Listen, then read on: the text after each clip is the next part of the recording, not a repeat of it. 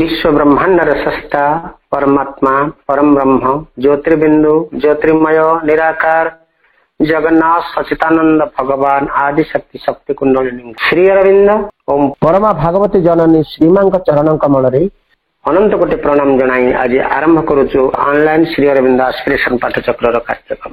आज online Shri Arvind aspiration पाठचक्र उपस्थित थिबा समस्त भाई बापा मान को वंदे मातरम और प्रणाम। कार्यक्रम आरंभ आमे चलतु ध्यानस्थ हवा मंत्रमयी सावित्री उच्चारण सहित। आज मंत्रमयी सावित्री उच्चारण पृष्ठ संख्या रही 125। आज मंत्रमयी सावित्री को उच्चारण करने आमे राउरकेला सपना आपा को अनुरोध करुचु अपा आपण मंत्रमयी सावित्री उच्चारण करंतु। आमे समस्ते नीरव रे प्रभु मां को ध्यान करिवो। समस्ते silence. Savitri book 2 canto 3 the book of the traveler of the world, the glory and the fall of life. There sat the oligarchies of natural law, proud, violent, head, short, one-calf, monarch brow, all the souls, posters, dawn divinity. There made the ardent mutual intimacy of mastery's joy and the joy of servitude, imposed by love on love's heart that obeys, and love's body held beneath a rapturous yoke. All was a game of meeting kinglinesses, for worship lifts the worshipper's bowed strength. Close to the God's pride and bliss his soul adores. The ruler there is one with all he rules. To him who serves with a free equal heart, obedience is his princely training school. His nobility's coronet and privilege, his faith is a high nature's idiom. His service a spiritual sovereignty, there where realms where knowledge join creative power. In him high home and made her all his own. The grand illuminate seized her gleaming limbs and filled them with the passion of his ray, till all her body was its transparent house, and all her soul a counterpart of his soul, apotheosized, transfigured by wisdom's touch. Her days became a luminous sacrifice, an immortal moth in happy and endless fire. She burned in his sweet, intolerable blaze. A captive life waited her conqueror. In his wide sky she built her world anew. She gave to mind's calm pace the motor speed, to thinking a need to live where the soul saw, to living an impetus to know and see. His splendor grasped her, her puissance to him clung. She crowned the idea a king in purple robes, put her magic serpent scepter in thought's grip, made forms his inward vision's rhythmic shapes, and her acts the living body of his will. Om Savitri, Om Savitri, Om Savitri. धन्यवाद बापा। एतबेला जाए आम मंत्रमयी सावित्री उच्चारण सहित नीरव रे प्रभु मां को ध्यान करुले। वर्तमान समय हिची कार्यक्रम रे प्रभु मां को पदार बिंदरे गोटे भक्ति नैवेद्य अर्पण करवा। आज कार्यक्रम रे गोटे भक्ति नैवेद्य अर्पण करबा पई आमे नवरंगपुर रो आमे सुरेश भाई को अनुरोध करूछु। सुरेश भाई आपण गोटे भक्ति नैवेद्य प्रभु मां के चरण कमल रे अर्पण करंतु। चेतनामयी मां दिव्य जननी मां, चेतनामयी मां दिव्य जननी मां, ओल्हाई आसीछ ए धरा धामको, ओल्हाई आसीछ ए धरा धामको, आलोकदायिनी मंगलमयी मां, चेतनामयी मां दिव्य जननी मां, फूलरे फलरे कीट पतंगरे झरणा नदरे मां, अनंत आकाशे सूरज प्रकाशे तुमरी आलोक मां, फूलरे फलरे कीट पतंगरे झरणा नदरे मां, अनंत आकाशे सूरज प्रकाशे तुमरी आलोक मां, कलुष नाशिनी दुख हरिणी मां, चेतनामयी मां दिव्य जननी मां, तुमरी आशीषे दिव्य प्रकाशे अंधार हटिछि मां, अति मानसर महिमा अपार मरते अमृत मां, तुमरी आशीषे दिव्य प्रकाशे अंधार हटिछि मां, अति मानसर महिमा अपार मरते अमृत मां, शत्रु संहारिणी शांति दायिनी मां, चेतनामयी मां दिव्य जननी मां, चेतनामयी मां दिव्य जननी मां, ओल्हाई आसीछ ए धरा धामको, ओल्हाई आसीछ ए धरा धामको, आलोकदायिनी मंगलमयी मां, चेतनामयी मां दिव्य जननी मां। धन्यवाद भाई। हृदय स्पर्शी प्रार्थना टी प्रभु मां चरण कमल अर्पण कर दिव्य जननी, से चेतनामयी, से आलोकमयी, दिव्य ज्योति प्रदायिनी, अति मानस शक्ति प्रदायिनी, अति मानस शक्तिर अधिकारिणी, जी आमको अति मानव करने जी जागी आसी जागी उठी से मां प्रार्थना आपण आज माँ और प्रभु पदारविंद अर्पण कर बहुत सुंदर, बहुत सुस्पष्ट, बहुत हृदयस्पर्शी भाई। समस्त मन प्राण को हृदय को स्पर्श करिछि प्रभु मां चरण कमल आपण वंदनार गायछि सब यही सुंदर सुंदर प्रार्थना आपण प्रभु मां चरण कमल निवेदन करूथांतु एवं आम समस्त को प्रभु मां चरण कमल उन्मिलित कर रखि धन्यवाद भाई धन्यवाद। वर्तमान समय है कार्यक्रम आम आज आमर प्रिय जदुनंदन भाई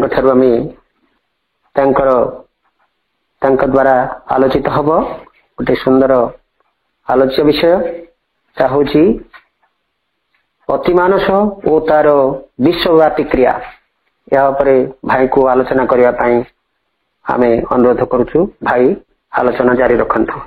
चेतनार शीर्ष रे अवतरण करुछि प्रचंड आलोकर बन्या चेतन अवचेतन निश्चेतनर आधारशिला कंपित हेउछि युग संधि कंपित हेउछि अतीत वर्तमान भविष्यत युगांतर हेबो रूपांतर हेबो अतिमानस प्रतिष्ठित हेबो संकल्पित सृजन छंदरे जो आलोकमय पुरुष जो नियंता पुरुष प्रभु श्री अरविंद ए दिव्य संकल्प करिसंती तांकु एई निरबित मुहूर्तर प्रथम प्रणाम। जो परमा भागवती शक्ति ए अभूतपूर्व संकल्पित योजना को रूप प्रदान करुछंती से आनंदमयी चैतन्यमयी सत्यमयी परमा भागवती को आजिर ए निरबित मुहूर्तर प्रथम प्रणाम। वंदे मातरम। शुभ संध्या। ए संध्यार नीरव निस्तब्धता मध्य दूर दूरांतरे उपस्थित थिबा मां को भल पाउथिबा मातृ संतान अपाभाई मानकु मोर आंतरिक अभिनंदन और नमस्कार। आम वर्तमान विषय वस्तु मध्य को प्रवेश करिबा अतिमानस यार विश्वव्यापी क्रिया। मां कर गोटे बाणी अछि the greatest victories are least noisy the manifestation of the new world is not proclaimed by beat of drum। महान विजय गुड़िक कोलाहल शून्य होई थांती नूतन जगतर अभिव्यक्ति बाजा बजाई घोषित हुए नहीं। अति नीरवरे ए सृष्टि आरंभ होईची अति नीरवरे सृष्टिर समस्त क्रिया चलीची अति नीरवरे सकल परिवर्तन ए सृष्टि रे संगठित होउछि एवं ए सृष्टिर भविष्यत उज्जवलमय भविष्यत जहाको श्री अरविंद देखिछंती ताहार निश्चित भाव रे एक परिवर्तन आमूलचूल परिवर्तन हबो। ता हबो केवल अतिमानस शक्ति बल रे। आम आलोचना करिबा प्रकृत रे अतिमानस शक्ति कौन। विश्व सृष्टिर सकल क्रिया और ताहार परिणाम स्वरूप सकल नाम रूपर जगत दुईटी सत्तार सम्मेलन रे परिचालित होती। से दुईटी होउछंती चेतना और शक्ति पुरुष प्रकृति। सृष्टिर सर्वोच्च स्तर रे अधिष्ठित सत्ता अछंती सच्चिदानंद परम ब्रह्म परम सत्य परम चेतना।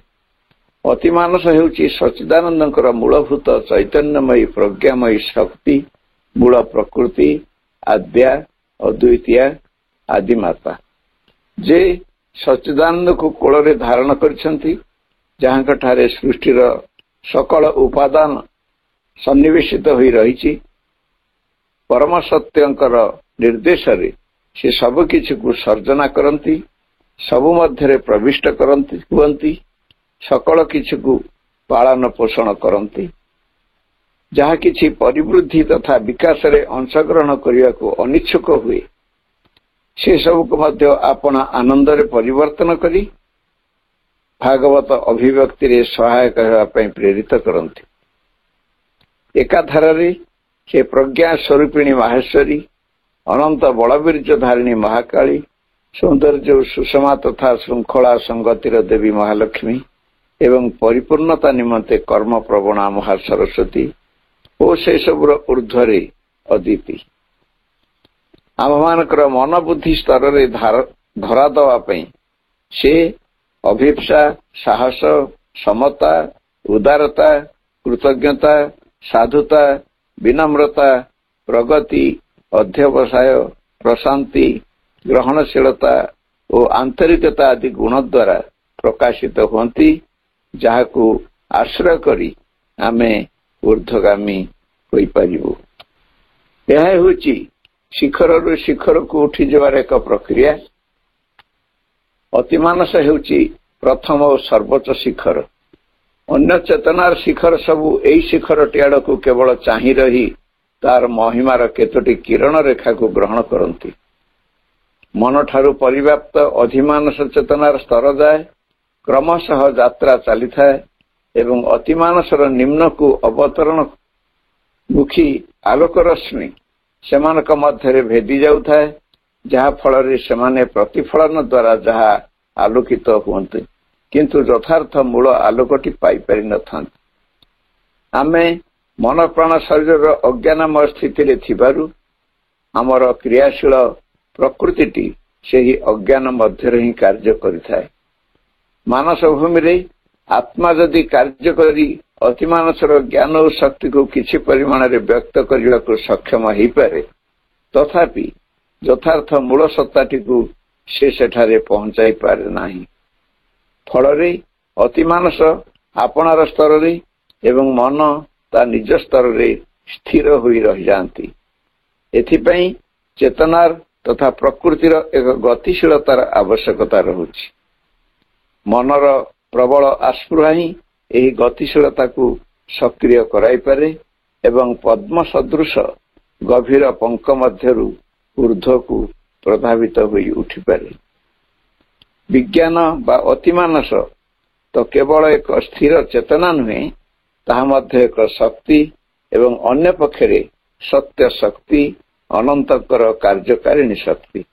ଅନନ୍ତଙ୍କର ପ୍ରଜ୍ଞାକୁ ବହନ କରି ମଧ୍ୟ ଅତିମାନସ ରହିଛି, ତେଣୁ ଏହାକୁ ଏକାଧାରରେ ଆମେ ସ୍ୱତଃସ୍ଫୂର୍ତ୍ତ, ଜ୍ୟୋତିର୍ମୟ, ଆନନ୍ଦମୟ, ଆତ୍ମ ପରିପୂର୍ଣ୍ଣତାର ଏକ ଦିବ୍ୟ ରୂପ ବୋଲି ମଧ୍ୟ କହିପାରିବା ଏବଂ ଏହାଦ୍ୱାରା ଆମ ମାନବ ପ୍ରକୃତିକୁ ଦିବ୍ୟ ପ୍ରକୃତିରେ ରୂପାନ୍ତର କରିପାରିବା।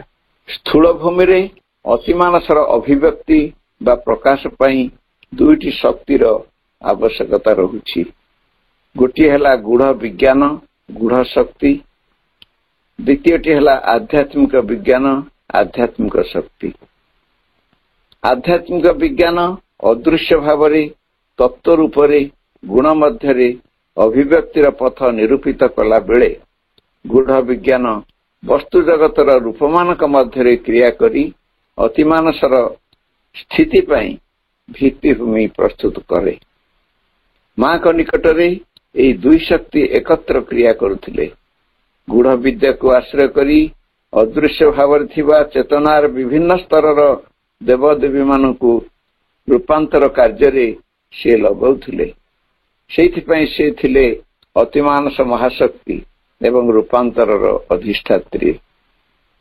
ରୂପାନ୍ତର ଆକାଂକ୍ଷୀ ମାନେ ମାଙ୍କୁ ହିଁ କେବଳ ଲକ୍ଷ୍ୟ ଭାବେ ଗ୍ରହଣ କରିବା ଉଚିତ। ଆମେ ଏହି ଅତିମାନସ ଯାହା ଜାଣିଲେ ତାର ଲକ୍ଷଣ ଇତ୍ୟାଦି, ବର୍ତ୍ତମାନ ଆମେ ପ୍ରଶ୍ନ ଉଠିପାରେ ଯେ ଅତିମାନସକୁ ଲାଭ କରାଯାଇ ପାରିବ କି ନାହିଁ। ଶ୍ରୀ ଅରବିନ୍ଦ କହୁଛନ୍ତି ଯେ ଅତିମାନସକୁ ଲାଭ କରାଯାଇ ପାରିବ। କିଭଳି ଲାଭ କରାଯିବ ସେ ବିଷୟରେ ଆମେ ଟିକେ ଆଲୋକପାତ କରିବା। ଜ୍ଞାନ ହେଉଛି ବିଜ୍ଞାନ ବା ଅତିମାନସର ସର୍ବପ୍ରଥମ ତତ୍ତ୍ୱ। ଜ୍ଞାନ ଦ୍ୱାରା ଅତିମାନସକୁ ପ୍ରଥମେ ଜାଣିହେବ। ମନ, ବୁଦ୍ଧି, ପ୍ରାଣ, ଦେହ, ଇଚ୍ଛା, ଚେତନା ଓ ଆନନ୍ଦ ଯାହା ଏହି ଇହଭୂମିରେ ପ୍ରକାଶିତ ହୋଇଛନ୍ତି, ସେ ସବୁ ଦିବ୍ୟ ଜ୍ଞାନ ଦ୍ୱାରା ଆଲୋକିତ ହୋଇ ଅଛନ୍ତି। ମଣିଷ ଏକ ମନମୟ ସତ୍ତା, ବେଶୀ ହେଲେ ସେ ବୁଦ୍ଧି ଦ୍ୱାରା ପରିଚାଳିତ ହୁଏ। ଈଶ୍ୱର ବିଶ୍ୱଗତ ସତ୍ତା ଏବଂ ବିଶ୍ୱଗତ ସକଳ କ୍ରିୟା ଓ ସାମର୍ଥ୍ୟ ଏସବୁ ତାର ଅନାବିଷ୍କୃତ ହୋଇ ରହନ୍ତି, କାରଣ ଏସବୁ ସ୍ଥାନ ବିଷୟରେ ସେ କିଛି ଜାଣିପାରେ ନାହିଁ। ସେଇଥିପାଇଁ ସେମାନେ ତା ପକ୍ଷେ ଅସ୍ୱୀକୃତ ହୋଇ ରହିଥାନ୍ତି। କିନ୍ତୁ ମନ ଯଦି ଆପଣାକୁ ଜାଗ୍ରତ କରେ, ଊର୍ଦ୍ଧ୍ୱତମ ସତ୍ତା ଓ ଶକ୍ତି ସକଳର ଝଲକ ମାତ୍ର ସେ ଲାଭ କରିପାରେ, ସମ୍ପୂର୍ଣ୍ଣ ସତ୍ୟକୁ ନୁହେଁ। ଅତିମାନସ ମଧ୍ୟରେ ପ୍ରବେଶ କରିବା ପୂର୍ବରୁ ଆମକୁ ଅର୍ଥାତ୍ ଆମର ବୁଦ୍ଧିଦୀପ୍ତ ମନକୁ ବସ୍ତୁଗୁଡ଼ିକର ଅନ୍ତର୍ନିହିତ ସତ୍ୟରେ ଯେଉଁ ପହଞ୍ଚିବାକୁ ହେବ, ମନକୁ ବିଶ୍ରମୟ ହେବାକୁ ହେବ। ଅହଂ ଭାବନା, ଅହଙ୍ଗତ ବାସନା, କାମନା, କ୍ରିୟା ଓ ଇଚ୍ଛାରୁ ବିରତ ହେବାକୁ ହେବ। ବିଶ୍ୱସ୍ଥିତ ସକଳ ବସ୍ତୁ ତଥା ସକଳ ସତ୍ତା ସହ ଏକାତ୍ମବୋଧ ଅନୁଭବ କରିବାକୁ ହେବ। ସେ ସବୁକୁ ଆପଣାଠାରୁ ଅଭିନ୍ନ ଜାଣିବାକୁ ହେବ। ଏକତର ଅନୁଭବ ନହେଲେ ମନ ଅତିମାନସକୁ ଉପଲବ୍ଧି କରିପାରିବ ନାହିଁ। ଆମ ସତ୍ତା, ଭାବନା, ଇଚ୍ଛା, କ୍ରିୟା, ସକଳ ଇନ୍ଦ୍ରିୟବୋଧ, ଆବେଗ, ସମ୍ବେଗ ସେତେବେଳେ ଶରୀର ଓ ମନର ସୋପାନରୁ ଉପରକୁ ଉଠି ଚାଲିଯିବ ଏବଂ ଊର୍ଦ୍ଧ୍ୱରେ ଏକ ମୁକ୍ତ ଆସ୍ଥାନ ଉପରେ ଅବସ୍ଥିତ ହେବ। ସେତେବେଳେ ଆମେ ଏହି ଶରୀର ମଧ୍ୟରେ ବାସ କରୁଛୁ ବୋଲି ଆମର କୌଣସି ବୋଧ ଜ୍ଞାନ ରହିବ ନାହିଁ। ମାତ୍ର ଆମେ ସେତେବେଳେ ସେହି ଊର୍ଦ୍ଧ୍ୱଭୂମିରେ ରହି ନିମ୍ନସ୍ଥ ଶରୀରର ନିୟନ୍ତ୍ରଣକର୍ତ୍ତା ବା ଈଶ୍ୱର ହୋଇ ରହିପାରିବା ଏବଂ ଅଧିକ ବିଶାଳ ଓ ପରିବ୍ୟାପ୍ତ ହୋଇ ରହିପାରିବା। ସେତେବେଳେ ଶରୀର ଆତ୍ମାକୁ ବହନ ନ କରି ଆତ୍ମା ହିଁ ଶରୀରକୁ ବହନ କରୁଥିବାର ଅନୁଭବ ହେବ। ଉଚ୍ଚତର ସୋପାନରେ ଥାଇ ଏହି ମନ ଅତିମାନସ ଓ ମନର ମଧ୍ୟବର୍ତ୍ତୀ ସ୍ତର ସମୂହର ମଧ୍ୟ ଅନୁଭବ କରୁଥିବ ଏବଂ ଅତିମାନସର ପ୍ରତିଫଳନକୁ ଲାଭ କରୁଥିବ। ଅତିମାନସ ଉପଲବ୍ଧ ହେଲେ ମନ ପ୍ରାଣ ଶରୀର ସତ୍ତାର ରୂପାନ୍ତର ସମ୍ଭବ ହେବ। ସେତେବେଳେ ଆମେ ସଦା ମୁକ୍ତ ରହି ସର୍ବତ୍ର ପ୍ରସାରିତ ହୋଇ ରହିବାର ବୋଧଟି ଲାଭ କରିପାରିବା। ସେତେବେଳେ ଆମ ବ୍ୟକ୍ତି ସତ୍ତା ସୀମିତ ଓ କ୍ଷୁଦ୍ର ହୋଇ ଆଉ ରହିବ ନାହିଁ। ଏକ ବୃହତ୍ତର ପ୍ରଶାନ୍ତି, ଆଲୋକମୟତା, ସାମର୍ଥ୍ୟ, ଇଚ୍ଛାଗତ କାର୍ଯ୍ୟ ସାଧନର ଦକ୍ଷତା ତଥା ଭାବନା ଓ ଅନୁଭବର ବ୍ୟାପ୍ତି ମଧ୍ୟରେ ସତ୍ୟ ଉପରେ ପ୍ରତିଷ୍ଠିତ ହେବାର ଗୌରବ ଲାଭ ହେବ। ଅତିମାନସର ସ୍ଥିତିରେ ଅନନ୍ତ ହିଁ ଆମ ଲାଗି ସର୍ବମୂଳ ପ୍ରକୃତ ସତ୍ୟ ହୋଇ ରହିବ ଏବଂ ବୋଧଗମ୍ୟ ହୋଇ ରହିବ। ଯେ ପର୍ଯ୍ୟନ୍ତ ଏହି ସୀମାବଦ୍ଧ ମନ ଓ ଶରୀର ଆମ ଚେତନାଟି ଲାଗି ଆମ ଅସ୍ତିତ୍ୱର ପ୍ରଥମ ସତ୍ୟ ହୋଇ ରହିଥିବେ ଏବଂ ବସ୍ତୁଗୁଡ଼ିକ ଆମ ପାଇଁ ବାସ୍ତବ ହୋଇ ରହିଥିବେ, ସେତେବେଳେ ଯାଏ ଆମେ ଅତିମାନସ ଠାରୁ ବହୁ ଦୂରରେ ରହିଥିବା। ଅତିମାନସ ଭୂମିରେ ସେହି ଅନନ୍ତ ହିଁ ଏକାଧାରରେ ଆମ ସତ୍ତାର ସାଧାରଣ ଚେତନା ହୋଇ ରହିବେ ଓ ଆମର ବୋଧଗମ୍ୟ ଉପାଦାନ ହୋଇ ରହିବେ। ଆମକୁ କ୍ରମ ପ୍ରସାରିତ କରି ଆପଣା ଅହଂଟିର ବେଷ୍ଟନୀକୁ ଭାଙ୍ଗି ଦେଇ ବୃହତ୍ତର ଚେତନାର ପରିସର ମଧ୍ୟରେ ପ୍ରବେଶ କରିବାକୁ ହେବ। ସେଠାରେ ଥାଇ ଆମେ ଯେଉଁ ସାମର୍ଥ୍ୟ ହାସଲ କରିବା, ସେହି ସାମର୍ଥ୍ୟ ଆମର ନିମ୍ନସ୍ଥ ସତ୍ତାଟିକୁ ମଧ୍ୟ ଆପଣା ମଧ୍ୟକୁ ଗ୍ରହଣ କରି ନେଇଯିବ। ଅନନ୍ତର ବୋଧ ଓ ଅନନ୍ତର ଅଧିକାର ଆମର ଆଧାରଶିଳା ହୋଇ ରହିବ। ତାହା ଉପରେ ଥାଇ ଆମେ ଅତିମାନସର ଧାରଣା, ବୋଧ, ଏକାତ୍ମକତା ତଥା ଅତିମାନସର ଆଲୋକ ମଧ୍ୟକୁ ଅଗ୍ରସର ହୋଇଯାଇପାରିବା। ମନୁଷ୍ୟର ଏହି ମନଟି ଅପେକ୍ଷା ଉଚ୍ଚତର ଆହୁରି ଅନେକ ଜ୍ଞାନର ସ୍ତର ରହିଛି, ଯଥା ଉଚ୍ଚ ମନ, ଆଲୋକିତ ମନ, ସମ୍ବୋଧି ମନ ଓ ଅଧିମନର ଜ୍ଞାନର ସ୍ତର ସବୁ ରହିଛି, ଯାହାକୁ ଆମକୁ ହାସଲ କରିବାକୁ ହେବ। ଜୀବନକୁ, ଜଗତକୁ, ଜଗତର ସ୍ରଷ୍ଟା ପରମେଶ୍ୱରଙ୍କୁ ଏକ ସମୟରେ ଯେଉଁ ମନ ଜାଣେ, ଯେଉଁ ପ୍ରାଣ ଅନୁଭବ କରେ, ଯେଉଁ ଶରୀର ତାହା ମଧ୍ୟରେ ମଧ୍ୟ ଅନୁଭବ କରେ, ତାହା ହେଉଛି ଅତିମାନସ। ମନୁଷ୍ୟର ଏହି ମନଟି ଅପେକ୍ଷା ଉଚ୍ଚତର ଆହୁରି ଅନେକ ଜ୍ଞାନର ସ୍ତର ରହିଛି। ଅତିମାନସର ସ୍ତର ଯାଏ ଉଠିଯିବା ପୂର୍ବରୁ ସେହି ସ୍ତର ମଧ୍ୟ ଦେଇ ଯିବାକୁ ପଡ଼ିବ ଏବଂ ସେସବୁ ସ୍ତରର ଜ୍ଞାନର ଆଲୋକରେ ମନକୁ ଆଲୋକିତ ହେବାକୁ ପଡ଼ିବ। ମାତ୍ର ସେହି ଜ୍ଞାନକୁ ଅଧିକାରଭୁକ୍ତ କରିବାକୁ ହେଲେ ଅତିମାନସ ଆଲୋକର ସତ୍ତାଟି ମଧ୍ୟରେ ଆମକୁ ପ୍ରବେଶ କରିବାକୁ ହେବ ଏବଂ ସେ ଆଲୋକରେ ପରିଣତ ହେବାକୁ ହେବ। ଅତିମାନସର ଚେତନା ଲାଭ କଲେ ଅନ୍ୟ ସକଳ ସ୍ତରର ସର୍ବବିଧ ସ୍ଥିତିକୁ ଅଧିକୃତ କରାଯାଇପାରିବ ଓ ପରିବର୍ତ୍ତନ ମଧ୍ୟ କରାଯାଇପାରିବ। ଆମର ଇନ୍ଦ୍ରିୟଗତ କ୍ରିୟାବଳୀକୁ ମଧ୍ୟ ଅତିମାନସ ଗ୍ରହଣ କରି ତାର ବିଧାନରେ ପରିଚାଳିତ କରିବ।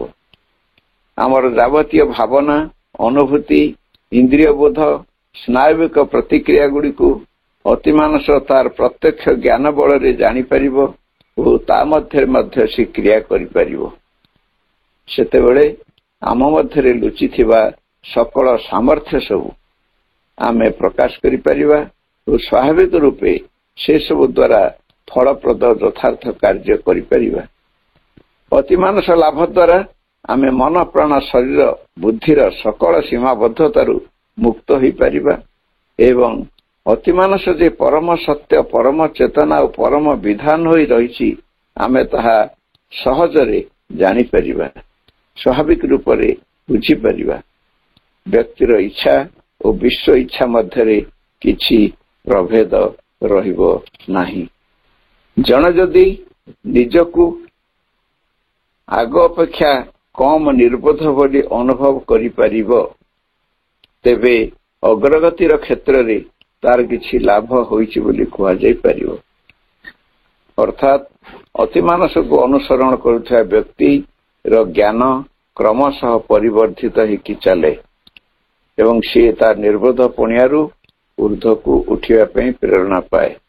ତେଣୁ ମା ସେଇଥିପାଇଁ କହୁଛନ୍ତି ଯେ ଆଗ ଅପେକ୍ଷା ଆମେ ଯଦି କମ୍ ନିର୍ବୋଧ ବୋଲି ଅନୁଭବ କରିପାରିବା ତେବେ ଅଗ୍ରଗତିର କ୍ଷେତ୍ରରେ କିଛି ଲାଭ ହୋଇଛି ବୋଲି କୁହାଯାଇପାରିବ। ମା କହନ୍ତି ଆତ୍ମୋତ୍ସର୍ଗ ଯେତିକି ସାମଗ୍ରିକ ହେବ ଓ ଅଭିପ୍ସା ଯେତେ ପ୍ରଗାଢ଼ ହେବ ସେହି ଅନୁପାତରେ ପରିଣାମ ମଧ୍ୟ ଅଧିକ ସମ୍ପୂର୍ଣ୍ଣ ଓ ପ୍ରଗାଢ଼ ହେବ।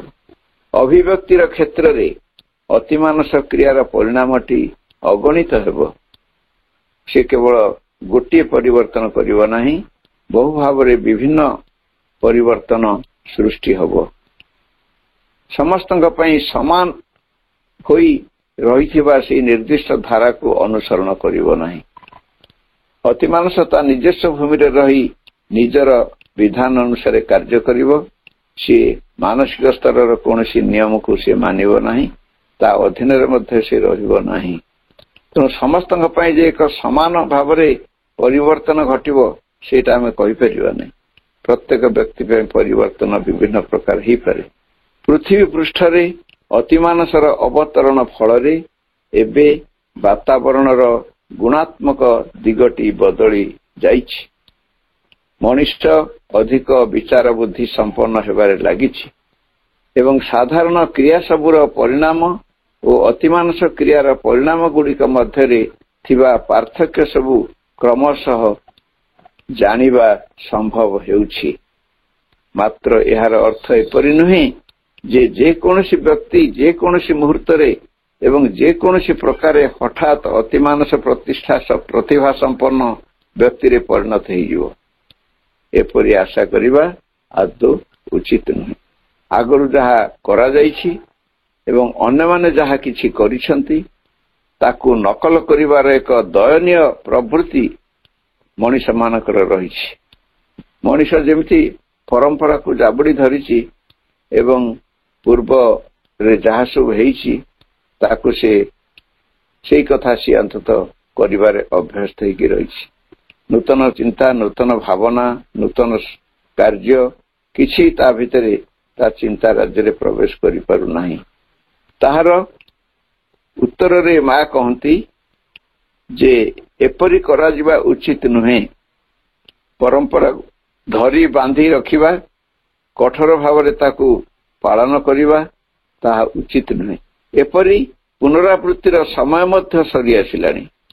ତେଣୁ ମହତ୍ୱପୂର୍ଣ୍ଣ କଥା ହେଉଛି ଆମେ ଯେଉଁ ଆଦର୍ଶର ଉପଲବ୍ଧି କରିବାକୁ ଚାହୁଁ ତାହାକୁ ଆମେ ତଥାପି ଅଣଦେଖା କରିବା ନାହିଁ ଏବଂ ଏହି ଲକ୍ଷ୍ୟଟିକୁ ଆଗରେ ରଖି ଆମେ ଯାବତୀୟ ପରିସ୍ଥିତିକୁ କାମରେ ଲଗେଇବା। ସର୍ବଶେଷରେ ବସ୍ତୁଗୁଡ଼ିକର ସପକ୍ଷରେ କିମ୍ବା ବିପକ୍ଷରେ ମନମୁଖୀ କୌଣସି ନିଷ୍ପତ୍ତି ଗ୍ରହଣ ନ କରିବା ହିଁ ଅଧିକ ଭଲ ହେବ ମା କହୁଛନ୍ତି। ଆମେ ସାଧାରଣତଃ ମନର ଗୋଟେ ଅଭ୍ୟାସ, ସେ ଅନ୍ତତଃ ସାଙ୍ଗେ ସାଙ୍ଗେ ତାର ମତାମତକୁ ପ୍ରଦାନ କରିଦିଏ। କିନ୍ତୁ ମା କହୁଛନ୍ତି ସେମିତି ପ୍ରଦାନ କରିବା ଠିକ ନୁହେଁ, କାହିଁକିନା ବସ୍ତୁର ଗଭୀର ସତ୍ୟ ଭିତରକୁ ତୁମେ ପ୍ରବେଶ କରିପାରିନା। କେବଳ ଉପରି ଭାଗରେ ଥାଇକିରି ତୁମର ମତାମତ ଦେବାଟା ଠିକ ନୁହେଁ। ଏହି ଲକ୍ଷ୍ୟଟିକୁ ଆଗରେ ରଖି ଆମେ ଯାବତୀୟ ପରିସ୍ଥିତିକୁ କାମରେ ଲଗେଇବା।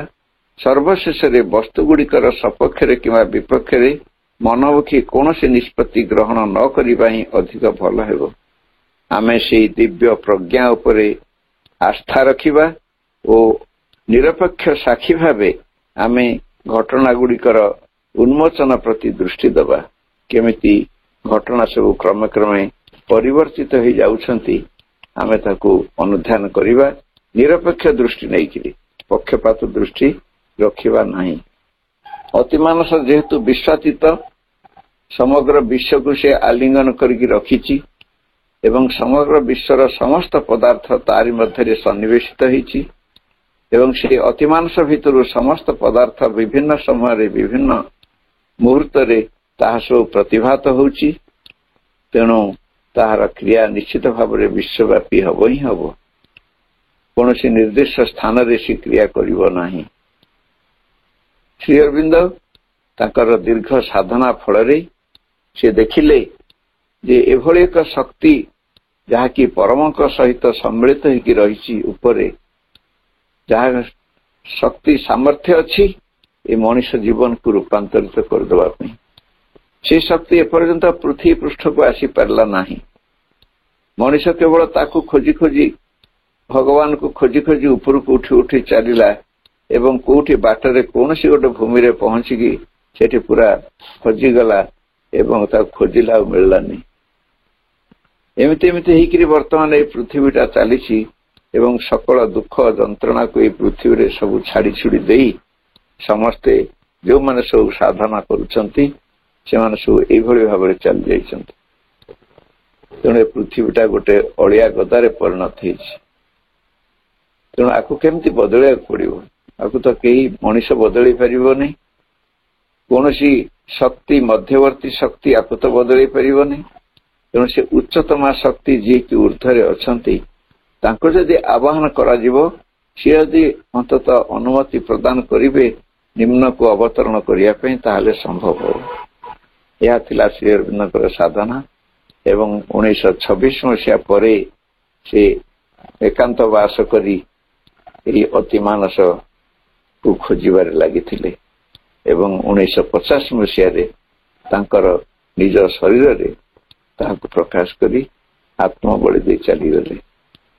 ଏତିକି ଶ୍ରୀ ଅରବିନ୍ଦ ମଣିଷ ଜାତିର କଲ୍ୟାଣ ପାଇଁ ଏହା କରିଛନ୍ତି ଏବଂ ସେ ଅତିମାନସ ଶକ୍ତି ବର୍ତ୍ତମାନ ପୃଥିବୀ ପୃଷ୍ଠରେ କ୍ରିୟା କରୁଛି। ଏହା ହିଁ ଆମ ପାଇଁ ମହାନ ସୁଯୋଗ। ସେଥିପାଇଁ ଶ୍ରୀ ଅରବିନ୍ଦ କହିଛନ୍ତି ଯେ ତୁମେ ଆଉ ତପସ୍ୟା କରିବ ନାହିଁ, ତପସ୍ୟା ସବୁ ଆମେ କରିସାରିଛୁ। ସାରା ପୃଥିବୀ ପାଇଁ ତପସ୍ୟା ସରିଯାଇଛି, ଆଉ ମଣିଷ ତପସ୍ୟା କରିବା ଉଚିତ ନୁହେଁ। ମଣିଷ କେବଳ ଆସ୍ପୃହା କରିବ, ବଦଳିବା ପାଇଁ, ପରିବର୍ତ୍ତନ ପାଇଁ ବିଶ୍ୱାସ ରଖିବ। ତେଣୁ ଶ୍ରୀ ଅରବିନ୍ଦଙ୍କର ତପସ୍ୟା ବଳରେ ସମୁଦାୟ ବିଶ୍ୱକୁ ଆଲିଙ୍ଗନ କରିଥିବା ଅତିମାନସ ପୃଥିବୀ ଚେତନାକୁ ସ୍ପର୍ଶ କରିଛି ଏବଂ ପୃଥିବୀ ଚେତନାରେ ଅବସ୍ଥାନ କରୁଛି। ଏହାର ରୂପାନ୍ତରକାରୀ ଶକ୍ତିର ପ୍ରଭାବରେ ଯାହା ବିଶ୍ୱରେ, ବିଶେଷତଃ ପୃଥିବୀର ଚେତନା ଓ ପ୍ରକୃତି କ୍ଷେତ୍ରରେ ବିରାଟ ପରିବର୍ତ୍ତନମାନ ଦୃଶ୍ୟମାନ ହେବ ବୋଲି ମା କହିଛନ୍ତି। କେତୋଟି ଆମେ ମାଙ୍କର ବାଣୀକୁ ଏଠାରେ ପ୍ରକାଶ କରିବା। ଏକରେ ଏହାର ପ୍ରଥମ ପରିଣାମ ସ୍ୱରୂପ ପୃଥିବୀ ଜଳବାୟୁରେ ଅଭୂତପୂର୍ବ ପରିବର୍ତ୍ତନ ଘଟିବ। ଋତୁଚକ୍ର ରହିବ ନାହିଁ। କେତେବେଳେ ପ୍ରବଳ ଗରମ ଓ କେତେବେଳେ ପ୍ରବଳ ଶୀତ ଓ କେତେବେଳେ ପ୍ରବଳ ବର୍ଷା ଏଇଭଳି ଭାବରେ ସୃଷ୍ଟି ହେବ। ଦୁଇରେ ନାନା ନୂତନ ପ୍ରକାର ଭୂତାଣୁ ମାନଙ୍କର ସୃଷ୍ଟି ହେବ ଯାହାଦ୍ୱାରା ନୂଆ ନୂଆ ରୋଗ ସଂକ୍ରମିତ ହୁଏ। ମଣିଷର ବୌଦ୍ଧିକ ଜ୍ଞାନ ସେ ବିଷୟରେ କିଛି ଜାଣିପାରିବ ନାହିଁ। ବର୍ତ୍ତମାନ ଯୋଉ କରୋନା ସାରା ପୃଥିବୀକୁ ଥରେଇ ଦଉଛି, କେହି କିଛି ଜାଣିପାରୁନାହାନ୍ତି, ତାର ରୂପରେଖ କିଛି ନାହିଁ, କଣ ସେ କେମିତି କିଛି ଜଣାପଡୁନାହିଁ, କିନ୍ତୁ ସାରା ପୃଥିବୀକୁ ସେ ହଲଚଲ କରିଦଉଛି। ବର୍ତ୍ତମାନ ଇଏ କଣ, ସେ ନିହାତି ସଜାଗତା ଦରକାର ମଣିଷର। ମଣିଷ ସଜାଗ ହଉ, ଅହଂମୁକ୍ତ ହଉ। ତେଣୁ ସେ ଯେତେବେଳେ ହେଉନାହିଁ ତାକୁ ବାଧ୍ୟ କରାଯାଉଛି, ତତେ ହବାକୁ ପଡିବ। ତୋ ଶକ୍ତିରେ ତୁ ନିଜେ ବଳିୟାନ ହେଇପାରିବୁ ନାହିଁ, ଆଉ ଏକ ଉଚ୍ଚତର ଶକ୍ତି ବଳରେ ତୁ ବଳିୟାନ ହବୁ। ଏଇତ କଥା। 3ରେ ମଣିଷ ମଧ୍ୟସ୍ଥ ନିମ୍ନ ପ୍ରକୃତି ଓ ପ୍ରବୃତ୍ତି ଜନିତ କ୍ରିୟା ପ୍ରତିକ୍ରିୟା ପ୍ରଚଣ୍ଡ ରୂପେ ଉପରକୁ ଉଠି ଆସି ଜୀବନକୁ ଅସ୍ଥିର ଭାରାକ୍ରାନ୍ତ କରିଦେବେ। ମାଙ୍କର ଏଇ ଯୋଉ ବାଣୀ, ଅତିମାନସ କ୍ରିୟା ଫଳରେ ଯେମିତିକି ଗୋଟେ ଅନ୍ଧାର ଘର, ବନ୍ଦ ଥିବା ଘର ବହୁତ ଦିନ ପରେ ଯଦି ତାକୁ ଝରକା ଖୋଲି ଦିଆଯିବ ଏବଂ ସୂର୍ଯ୍ୟ ରଶ୍ମି ସେ ଘର ଭିତରେ ପ୍ରବେଶ କରିବ, ତାହେଲେ ସେ ଘର ଭିତରେ ଯେତେ ସବୁ ମଶା ଡାଁସ ଇତ୍ୟାଦି ଇତ୍ୟାଦି ସବୁ ଅନ୍ଧାରରେ ବଞ୍ଚୁଥିବା ଜୀବମାନେ ଥିବେ, ସମସ୍ତେ ଇତସ୍ତତ ହେଇକି ଧାଇଁବେ, ଉପରକୁ ପଳେଇ ଆସିବେ, ରହିପାରିବେନି ସେ ସୂର୍ଯ୍ୟ ତେଜରେ। ଏ କଥା ଠିକ ସେୟା ହବ।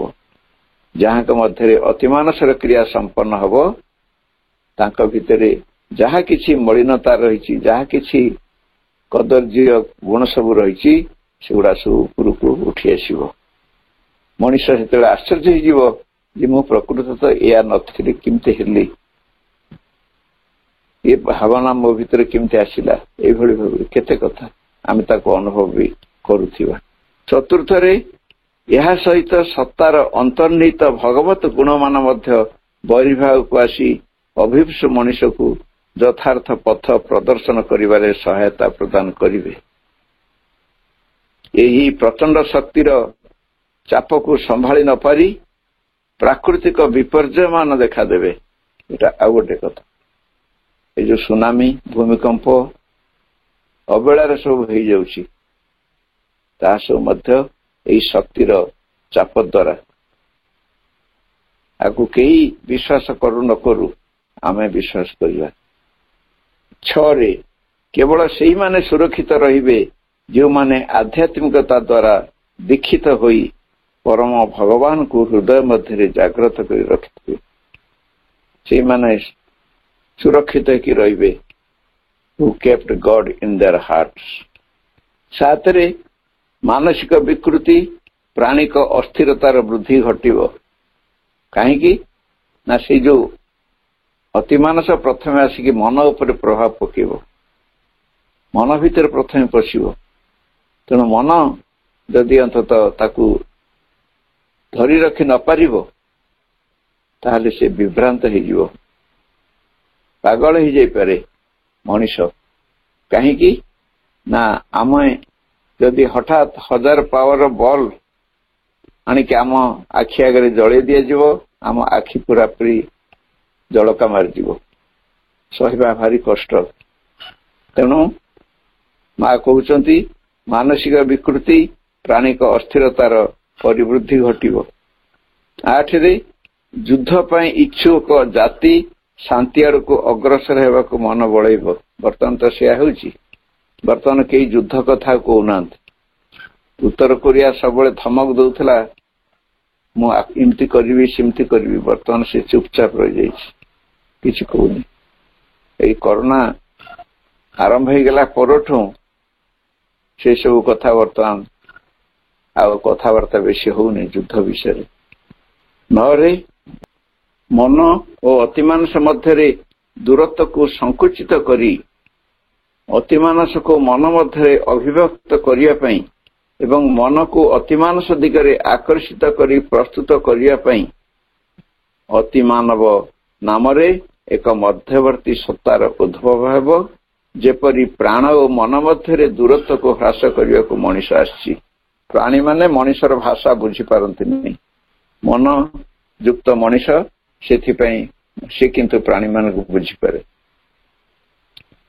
ଯେମିତି ଏକ ତା ଉପରେ ଆହୁରି ଚୈତ୍ୟ ସତ୍ତା ବିରାଜମାନ କରୁଛନ୍ତି।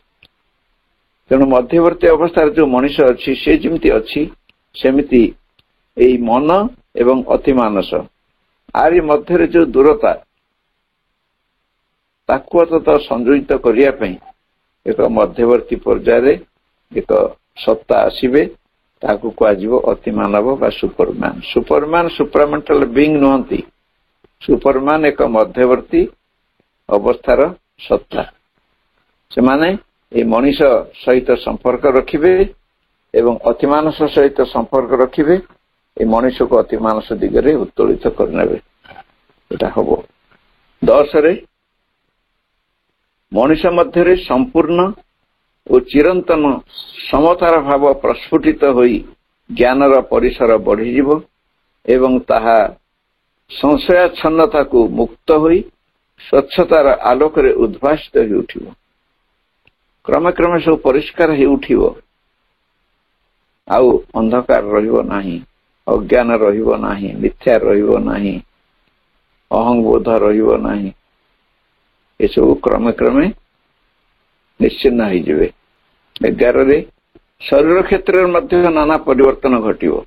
ମା କହୁଛନ୍ତି ସମସ୍ତ ଅଙ୍ଗ କର୍ମ କରିବା ନିମିତ୍ତ ସଚେତନ ହେଇବେ। ବର୍ତ୍ତମାନ ଯେମିତି ଆଳସ୍ୟ ରହିଛି, ଘରୁ ଉଠି ହଉନି, କାମ କରିବାକୁ ଭଲ ଲାଗୁନି, ସେସବୁ କିଛି ନଥିବ। ସବୁ ଅଙ୍ଗ ସମସ୍ତେ ପୁରା ପ୍ରସ୍ତୁତ ହେଇଯିବେ କାମ କରିବା ପାଇଁ। ପ୍ରଭୂତ ଶକ୍ତି ସଂଗ୍ରହ ହେବ, ଯାହା ତାହାକୁ କ୍ଳାନ୍ତିହୀନ କରାଇ ଅଧିକତର କାର୍ଯ୍ୟଦକ୍ଷତାକୁ ବଢେଇ ଚାଲିବ। ଅତିମାନସର ସ୍ପନ୍ଦନ ଦ୍ୱାରା ଶରୀର ସ୍ପନ୍ଦିତ ହେବ, ସ୍ୱଚ୍ଛ ସ୍ଫଟିକ ତୁଲ୍ୟ ହେଇଯିବ। ଶରୀର ସ୍ୱଚ୍ଛ ସ୍ଫଟିକ ଭଳିଆ ହେଇଯିବ ପୁରା, ତାହେଲେ ଭିତର ବାହାର ସବୁ ଦେଖାଯାଉଥିବ, ଯଦ୍ୱାରା ଭିତରର କ୍ରିୟା ଗୋଚରୀଭୂତ ହବ। ଭିତରେ କଣ ଘଟୁଛି ବାହାରେ ଜାଣି ହବ।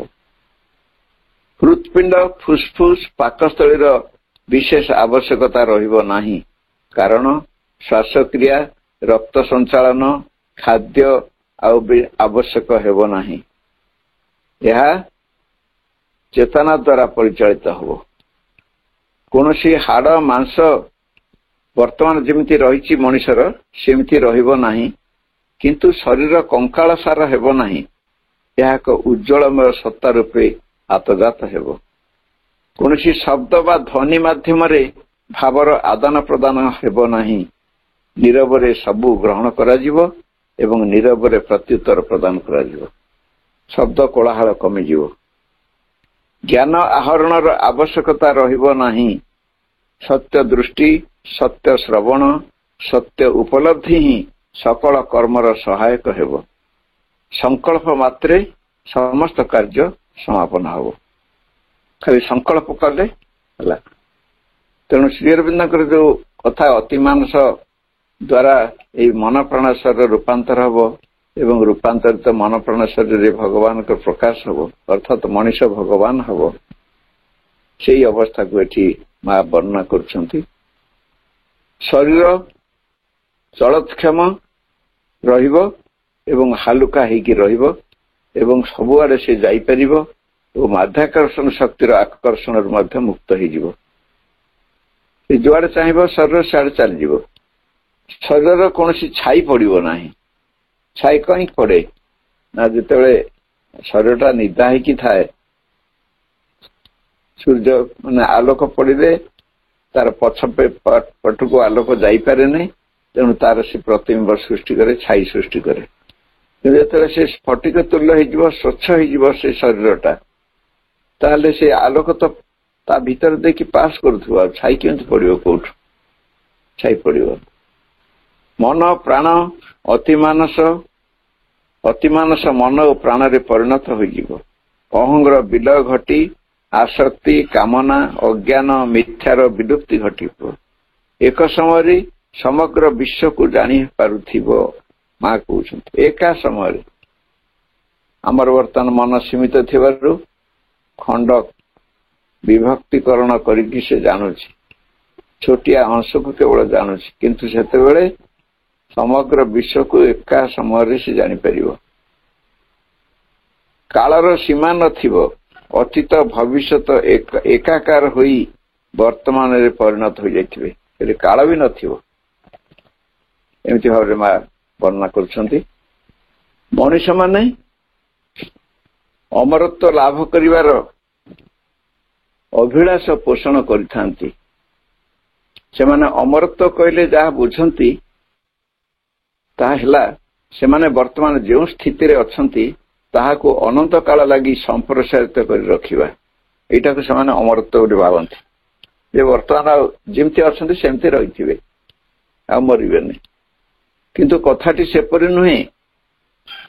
ଅମରତ୍ୱର ଅର୍ଥ ଅମରତ୍ୱର ଉପାଦାନରେ ସତ୍ତାର ସକଳ ଭାଗର ଆମୂଳଚୂଳ ପରିବର୍ତ୍ତନ, ସ୍ଥାୟୀ ରୂପାନ୍ତର, ସେଟା ହଉଛି ଅମରତ୍ୱ। ମା କହିଲେ, ମୋର ଜଣେ ଚିତ୍ରଶିଳ୍ପୀଙ୍କ ସହିତ କଥା ମନେ ପଡୁଛି, ଯାହାଙ୍କ ସହିତ ଅମରତ୍ୱ ଲାଭ କରିବାର ସମ୍ଭାବନା ବିଷୟରେ କଥାବାର୍ତ୍ତା ହେଉଥିଲା ଏବଂ ଏକ ନୂତନ ଜଗତ କିପରି ହେବ ବୋଲି ସେ ମୋତେ ପଚାରିଥିଲେ। ଉଦାହରଣ ସ୍ୱରୂପ ମୁଁ ତାଙ୍କୁ କହିଲି ଯେ ସେହି ନୂତନ ଜଗତର ବସ୍ତୁ ଗୁଡ଼ିକ ସ୍ୱଭାବତଃ ଜ୍ୟୋତିର୍ମୟ ହେବ ଏବଂ ସେତେବେଳେ ବର୍ତ୍ତମାନର ଏହି ପ୍ରତିଫଳିତ ଆଲୋକ ଯାହା ସୂର୍ଯ୍ୟରୁ ଆସି ଭୂମିରେ ପ୍ରତିଫଳିତ ହେଉଛି ତାହାର କୌଣସି ଅସ୍ତିତ୍ୱ ରହିବ ନାହିଁ। ଶକ୍ତି ଗୁଡ଼ିକ ମଧ୍ୟରେ ଏକ ପାରସ୍ପରିକ ଆଦାନ ପ୍ରଦାନ ରହିବ ଏବଂ ଏହି ଶକ୍ତି ପରିବ୍ୟାପ୍ତ ରୂପେ ସଞ୍ଚାରିତ ହେବ। ଶରୀରର ଗଠନଟି ସମ୍ପୂର୍ଣ୍ଣ ରୂପେ ଅନ୍ୟ ପ୍ରକାର ହେବ। ଏହିସବୁ କୁତ୍ସିତ ଅଙ୍ଗ ସକଳ ଅନ୍ତର୍ହିତ ହୋଇଯିବେ ଏବଂ ସେଗୁଡ଼ିକ ସ୍ଥାନରେ ମନସ୍ତାତ୍ତ୍ୱିକ କ୍ରିୟାର ପ୍ରବର୍ତ୍ତନ ହେବ। ଅହରହ ଖାଦ୍ୟ ଗ୍ରହଣ, ଖାଦ୍ୟ ଖାଇବାର ଆବଶ୍ୟକତା ମଧ୍ୟ ରହିବ ନାହିଁ। ଆହୁରି ଅନେକ ଦୃଷ୍ଟାନ୍ତ ରହିଛି, ଅଧିକ ମହତ୍ୱପୂର୍ଣ୍ଣ ଦୃଷ୍ଟାନ୍ତ ମାନ ରହିଛି। ଆପଣାର ଅହଂଟିକୁ ତ୍ୟାଗ କରିବା ସବୁଠୁ ମହତ୍ୱପୂର୍ଣ୍ଣ କଥା ମା କହୁଛନ୍ତି। ଆମର ଯାବତୀୟ ସୀମାବଦ୍ଧତାକୁ ପରିହାର କରିବାକୁ ହବ। ଅହଂ ହିଁ ସବୁଠାରୁ ବଡ଼ ସୀମାବଦ୍ଧତା। ମା ଶେଷକୁ କହିଲେ, ଯଦି ମଣିଷ ଆଧ୍ୟାତ୍ମିକତା ଦ୍ୱାରା ପରିଚାଳିତ ହେବା ସକାଶେ ସମ୍ମତି ଦେଇପାରନ୍ତା, ତେବେ ଅତିମାନସ ରୂପାନ୍ତର ଦିଗରେ ପଥ ବହୁ ଭାବରେ ଉନ୍ମୋଚିତ ହୋଇଯାଆନ୍ତା। ସବୁକିଛି ବଦଳି ଯାଇପାରନ୍ତା। ତା ମଧ୍ୟସ୍ଥ ଗୋଟିଏ ଅଂଶ ଏଥିପାଇଁ ପ୍ରାର୍ଥନା କରୁଛି, ଅବଶିଷ୍ଟ ସତ୍ତାଟି ନାସ୍ତି କରିଦେଉଛି। ବର୍ତ୍ତମାନ ବିଶ୍ୱ ଇତିହାସର ଏକ ନିର୍ଦ୍ଦିଷ୍ଟ ମୁହୂର୍ତ୍ତରେ ଆମେ ସମସ୍ତେ ପହଞ୍ଚିଛେ। ସମସ୍ତେ ଉଦ୍ବିଗ୍ନ ହୋଇ ପ୍ରଶ୍ନ କରୁଛନ୍ତି, କଣ ଘଟିବ? ଗୋଟିଏ ମାତ୍ର ଉତ୍ତର, ଆଧ୍ୟାତ୍ମିକତାର ମାର୍ଗ ଗ୍ରହଣ କରିବା ପାଇଁ ମଣିଷ ସମ୍ମତି ପ୍ରଦାନ କରିବ କି? ଏ କେବଳ ଗୋଟିଏ ଉତ୍ତର। କାଳ ବି ଚାପ ପକାଇବାକୁ ଆରମ୍ଭ କଲାଣି। ମାନବିକ ଦୃଷ୍ଟିକୋଣରୁ ବିଚାର କଲେ କାଳ ମଧ୍ୟ ଆମଠାରୁ ଏହି ସମ୍ମତିଟିକୁ ପାଇବା ସକାଶେ ଦାବି କରିବାକୁ ଆରମ୍ଭ କଲାଣି। ଯଦି କେତେଜଣ ବ୍ୟକ୍ତି ଖାଣ୍ଟି ସୁନାରେ ପରିଣତ ହୋଇପାରନ୍ତେ, ଜାଗତିକ ଘଟଣାବଳୀର ଗତିକୁ ବଦଳାଇ ଦେବାକୁ ତାହା ହିଁ ଯଥେଷ୍ଟ ହୁଅନ୍ତା।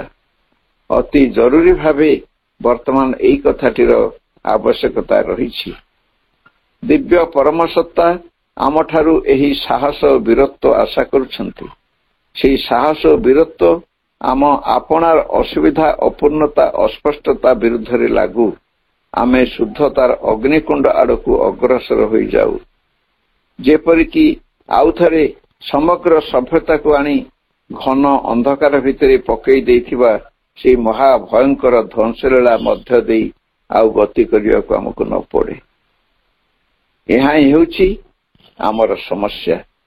ଆମେ ପ୍ରତ୍ୟେକ ଆପଣା ମାର୍ଗରେ ତାହାର ସମାଧାନ କରିବା। ମଣିଷ ଜାତିର ସକଳ ସମସ୍ୟାର ସମାଧାନ ଓ ଭବିଷ୍ୟତରେ ଏକ ଉଜ୍ଜଳମୟ ଜୀବନର ପଦାର୍ପଣ କେବଳ ଅତିମାନସ ଦ୍ୱାରା ହିଁ ହୋଇପାରିବ। ନାନ୍ୟ ପନ୍ଥା ବିଦ୍ୟତେ ଅୟନାୟ, ଆଉ କିଛି ଅନ୍ୟ ପନ୍ଥା ନାହିଁ। ମା ହିଁ ଆମର ସାଥୀ ଆଉ ସାରଥୀ। ସେ ଆମକୁ ଏହି ଅତିମାନସ ପଥରେ ଚାଲିବା ପାଇଁ ଯୋଗ୍ୟ କରନ୍ତୁ। ଆଜିର ଏହି ଅବସରରେ ତାଙ୍କ ନିକଟରେ ଏତିକି ପ୍ରାର୍ଥନା। ବନ୍ଦେ ମାତରମ୍। ଧନ୍ୟବାଦ ଭାଇ, ସୁନ୍ଦର ଭାବରେ ଆଜିର କାର୍ଯ୍ୟକ୍ରମକୁ ଆପଣ ଉପସ୍ଥାପନ କରିଛନ୍ତି ଯେ ଅତିମାନସ ନିୟତି ନିର୍ଦ୍ଦିଷ୍ଟ ହୋଇଛି ମା ଏଙ୍କର ଯୋଗୁ ଆଉ ତାର ପ୍ରଭାବରେ କଣ କଣ ସେ ଘଟିବ ଯାହା ମା କହିଛନ୍ତି ତା ଆପଣ ସୁସ୍ପଷ୍ଟ ଭାବରେ କହିଛନ୍ତି। ଆମେ ଅପେକ୍ଷା କରିବା, ମାଙ୍କୁ ଭଲ ପାଇବା, ମାଙ୍କୁ ନେଇ ଚାଲିବା ସେବେଳ ପର୍ଯ୍ୟନ୍ତ। ଯେତେବେଳେ ପର୍ଯ୍ୟନ୍ତ ଆମେ ଅତିମାନବରେ ପରିଣତ ନ ହେଇଛି ମାଙ୍କର ଅତିମାନସ ଶକ୍ତି ଦ୍ଵାରା ସେତେବେଳେ ପର୍ଯ୍ୟନ୍ତ ଆମେ ମାଙ୍କୁ ଧରି ଚାଲୁଥିବା, ମାଙ୍କୁ ଭଲ ପାଉଥିବା, ହାତ ଧରି ଧରି ମାଙ୍କ ଚାଲୁଥିବା, ପ୍ରତି କ୍ଷେତ୍ରରେ ପ୍ରତି ମୁମେଣ୍ଟରେ ଆମେ ମାଙ୍କ ସହିତ ରହିବା। ଗୋଟେ ଛୋଟିଆ ବନ୍ଦନା ସହିତ କାର୍ଯ୍ୟକ୍ରମକୁ ଆଜି ଆମେ କନକ୍ଲୁଡ କରିବା। ଧରା ହେବ ସ୍ୱର୍ଗ ପୁରୀ ମୃତ୍ୟୁ ଜୀବ ପସରି, ଧରା ହେବ ସ୍ୱର୍ଗ ପୁରୀ ମୃତ୍ୟୁ ଜୀବ ପସରି, ମତେ ରୂପାନ୍ତର ଦିଅ କରି ତୁମ ଦିବ୍ୟତ୍ୱ ଗୁଣରେ ଭରି, ତୁମେ ବିସ୍ତାରମୟୀ ତୁମେ ନିସ୍ତାରମୟୀ, ତବ କୃପା ଦିଅ ପରସି, ହେ ମା ତୁମ ନାଁ ମତେ ଭଲ ଲାଗୁଛି, ହେ ମା ତୁମ ନାଁ ମତେ ଭଲ ଲାଗୁଛି, ସେ ନାମକୁ ଥରେ ଜପି ଦେଲେ ବାରେ, ସେ ନାମକୁ ଥରେ ଜପି ଦେଲେ ବାରେ, ସବୁ ଦୁଃଖ ଘୁଞ୍ଚି ଯାଉଛି, ହେ ମା ତୁମ ନାଁ ମତେ ଭଲ ଲାଗୁଛି, ହେ ମା ତୁମ ନାଁ ମତେ ଭଲ ଲାଗୁଛି। କାର୍ଯ୍ୟକ୍ରମରେ ଉପସ୍ଥିତ ଥିବା ଆଜି ସମସ୍ତ ଭାଇ ବାପା ମାନଙ୍କୁ ପୁଣି ଥରେ ବନ୍ଦେ ମାତରମ୍ ମାଙ୍କୁ ପ୍ରଣାମ ଜଣାଇ, ପ୍ରଭୁ ମାଙ୍କୁ ଅନନ୍ତ କୋଟି ପ୍ରଣାମ ଜଣାଇ, ଭାଇଙ୍କୁ ବହୁତ ବହୁତ ଧନ୍ୟବାଦ ଜ୍ଞାପନ କରି ଆମେ କାର୍ଯ୍ୟକ୍ରମକୁ ଏଠି ଆମେ ଓଭର କରୁଛେ, କାର୍ଯ୍ୟକ୍ରମକୁ ସମାପ୍ତ ଘୋଷଣା କରୁଛେ, ଆଜିର କାର୍ଯ୍ୟକ୍ରମକୁ ବିରାମ ଦଉଛେ। କାର୍ଯ୍ୟକ୍ରମ ଓଭର, ସମସ୍ତଙ୍କୁ ଅରଫ, ବନ୍ଦେ ମାତରମ୍।